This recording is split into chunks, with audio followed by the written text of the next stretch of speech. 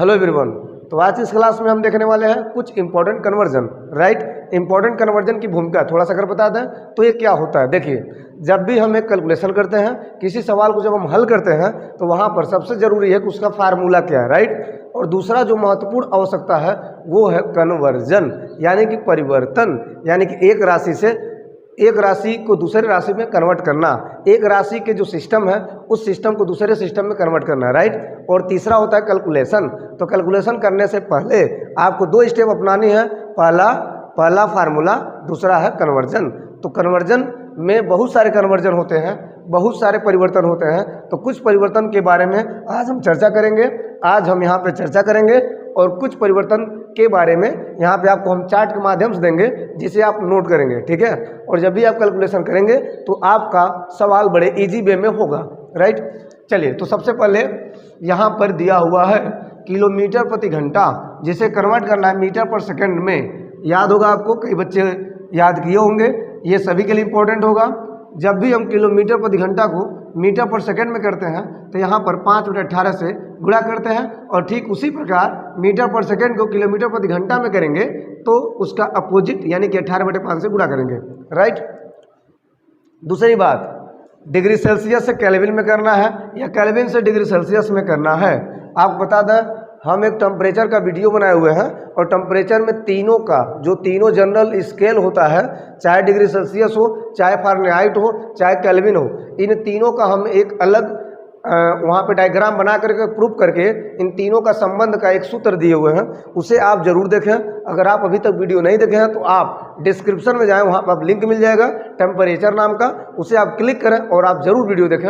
Yes, तो यहाँ पर शॉर्टकट तरीके से ये जो भी चार्ट बना हुआ है इसके पीछे कहानी है जो कि बहुत लंबी है, तो यहाँ पर शॉर्टकट तरीके से आपको दे दिया जा रहा है जिसे आप नोट करके कैलकुलेशन कर सकते हैं। राइट, तो डिग्री सेल्सियस से केल्विन में करना है तो प्लस 273 लगाना है, अगर केल्विन से डिग्री सेल्सियस में करना है तो माइनस 273 लगाना है। राइट, इसी प्रकार horse power HP, horse power को वाट में करना है तो 746 से गुणा करना है, और वाट को हार्स पावर में करना है तो बच्चों इसका अपोजिट यानी कि डिवाइड करना है 746 से। राइट, इसी प्रकार किलोवाट घंटा, किलोवाट घंटा, किलोवाट आवर, ठीक है, किलोवाट घंटा को जूल में कन्वर्ट करना है तो वहाँ पर क्या करते हैं, 36 लाख से गुणा करते हैं, और इसका अपोजिट जूल को किलोवाट घंटा में करें तो 36 लाख से डिवाइड कर देंगे। राइट, इसी प्रकार यहाँ पर कुछ और महत्वपूर्ण फैक्टर, कुछ और महत्वपूर्ण कन्वर्जन को देखें तो एटीएम, एटमॉस्फेयर, वायुमंडलीय को अगर हम पास्कल में करें तो क्या होगा। बच्चों के मन में बहुत डाउट रहता है, पास्कल एटीएम का मतलब क्या है। तो एटीएम और पास्कल ये दोनों क्या होता है, कन्वर्जन होता है, ये दोनों क्वांटिटीज़ होती है। तो एटीएम से पास्कल में जाएंगे तो क्या करेंगे, इनटू करेंगे 1013 इंटू 10⁵, और जब हम पास्कल से एटीएम में जाएंगे तो डिवाइड करेंगे 1013 इंटू 10⁵। राइट, इसी प्रकार अगर हम बार जो कि प्रेशर का होता है, बार को अगर हम पास्कल में कन्वर्ट करें, ठीक है, ये जितने भी यूनिट दिया हुआ है, जितने भी क्वांटिटीज़ का यूनिट दिया हुआ है, अगर हम बार को पास्कल में करें तो हो जाएगा 10⁵ से गुणा करना पड़ेगा। अगर हम पास्कल को बार में करें तो 10⁵ से डिवाइड करना पड़ेगा। ठीक है, बार से पास्कल 10⁵ से गुणा, पास्कल से बार 10⁵ से डिवाइड। ठीक, न्यूटन से डाइन, डाइन से न्यूटन, तो जब हम न्यूटन से डाइन में करेंगे तो 10⁵ से सिंपली गुणा करेंगे, और जब डाइन से न्यूटन में करेंगे तो सिंपली 10⁻⁻5 से गुणा करेंगे।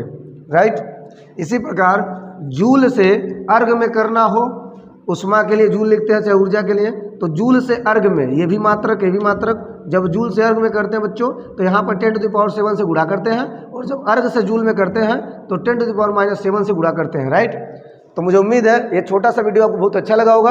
कमेंट कर जरूर बताएं कि आपको आज का लेक्चर कैसा लगा। यस, इसके साथ साथ यहाँ पर आपके सामने स्क्रीन पर कुछ और कन्वर्जन दिख रहा है जिसे आप चाहे तो नोट करें, काफ़ी ज़्यादा हेल्पफुल होगा। यस।